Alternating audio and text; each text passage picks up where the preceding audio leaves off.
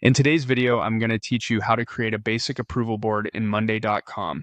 We'll start by opening your Monday.com account. Once you're in, head to your workspaces area. This is where all your boards live, and creating the approval board here keeps it organized alongside your team's other projects.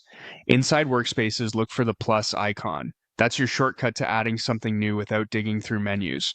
When the creation menu appears, hover over the board option. You'll see a few ways to build a board, and to move quickly with best practices baked in, we'll use a template. Choose Start with Templates so we can browse Monday.com's ready-made setups. You'll land in the Template Center. First, open all templates so you're seeing the full catalog. Then switch to General Templates to narrow the results to versatile, widely used boards. At the top, use the search box and type Approval. This helps you jump straight to options designed for review workflows. From the results, select Project Requests and Approvals. This template is a great starting point because it includes a structured flow for submitting items, tracking status, and keeping reviewers aligned. Open it to preview the layout, then click Use Template. Monday.com will create a fresh board in your workspace with all the columns, groups, and views already set up.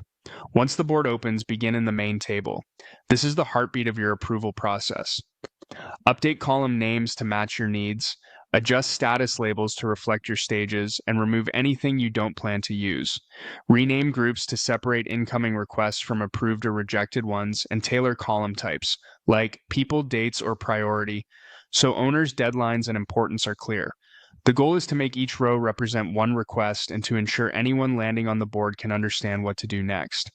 As you edit, keep your naming simple and consistent so filters and views remain easy to manage later.